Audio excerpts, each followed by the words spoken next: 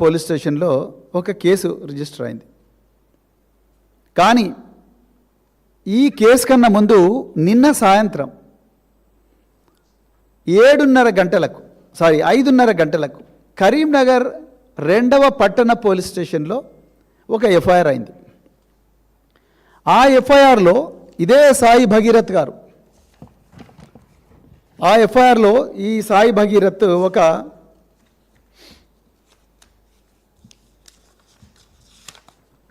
Complaint చేస్తాడు కరీంనగర్ పోలీసులకు.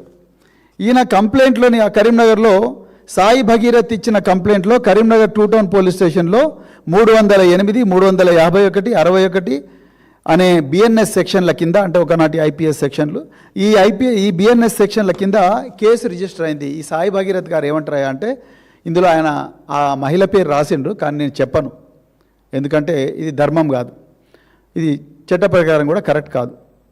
So ఈయన ఏమంటాడంటే, నాకు ఒక అమ్మాయి, ఆ అమ్మాయి పేరు ఇక్కడ ఉంది కానీ నేను చెప్పను. సో ఆ అమ్మాయితో కామన్ ఫ్రెండ్షిప్ ఉంది. ఈమె నన్ను రకరకాల ఫ్యామిలీ ఫంక్షన్స్కు, ఫ్రెండ్స్ సరదాగా చేసుకునే పార్టీలకు, ఇంకా అదేవిధంగా రకరకాల పుణ్యక్షేత్రాలకు ఈమెతో పాటు మేము పోయినాం. పోయిన తర్వాత ఇంకా డీటెయిల్గా చెప్తా, కొంచెం ఇది లాంగ్, దయచేసి అందరు కూడా ఓపిక పట్టాలి. సో ఈ వ్యక్తి నాకు, అంటే ఈ మహిళ కూడా అనలేను, ఈ అమ్మాయి, ఎందుకంటే ఆమె మైనర్, మహిళ అనడం కూడా కరెక్ట్ కాదు. ఈ మైనర్ బాలిక నాకు ఒక కామన్ ఫ్రెండ్ ద్వారా టచ్లోకి వచ్చింది. ఇది ఎవరు అంటున్నారు? బండి సాయి భగీరథ్ కరీంనగర్ 2 టౌన్ పోలీసులు ఇచ్చిన కంప్లైంట్ నిన్న 5:30కు బుక్ అయింది. ఇది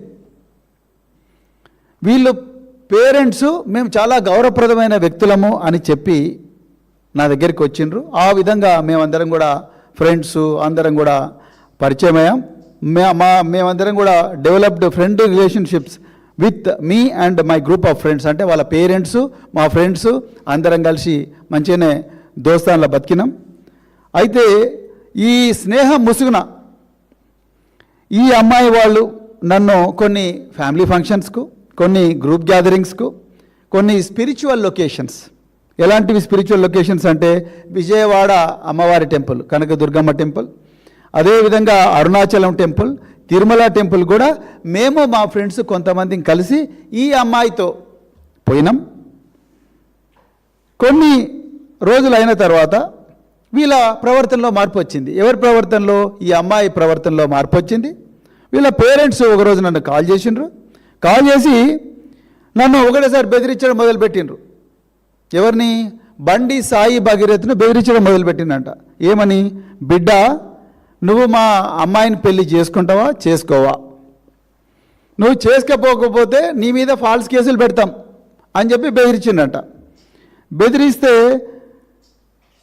ఇక రకరకాల నీ మీద హరాస్మెంట్ కేసులు పెడతాం, నువ్వు మా అమ్మాయిని సెక్సువల్గా ఎక్స్ప్లాయిట్ చేసినావని కేసులు పెడతాం అని చెప్పి నన్ను బెదిరించిండ్రు.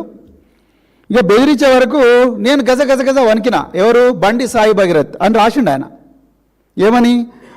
They have also demanded substantial sums of money from me and in fear I have given her father some of ₹50,000. బండి సాయి భగీరథ్ హర్ అనాల్సిన చోట హిజ్ అన్నాడు. సరే పక్కా పెడదాం, ఇంకా ఆయనకు ఇంగ్లీష్ వస్తుందా ఏందనేది ఇది సమస్య కాదు ఇక్కడ.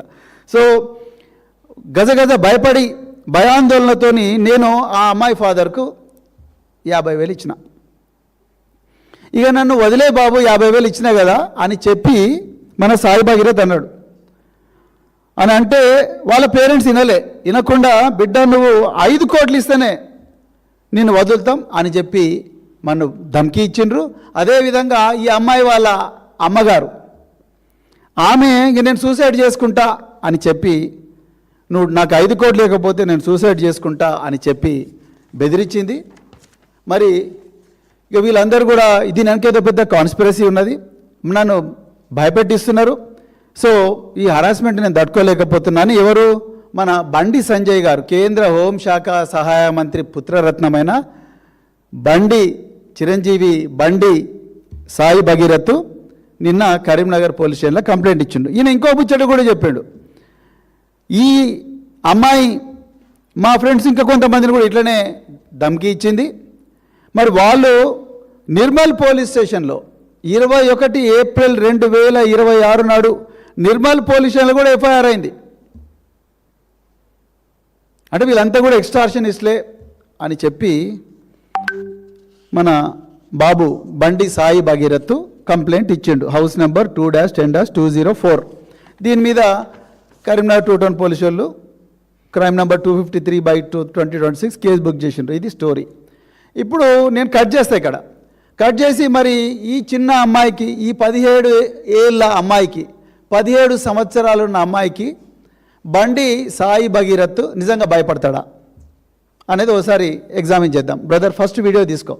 బండి సాయి భగీరథ్ ఆయన ఒకసారి ఆయన నాయక, కల్నాయక లేకపోతే ఇంకా ఏందనేది మీరు ఒకసారి దబంగా ఒకసారి చూడండి. మీరు ఆయన మహేంద్ర యూనివర్సిటీలో ఆయన ఎట్లా దునాయి చేసిన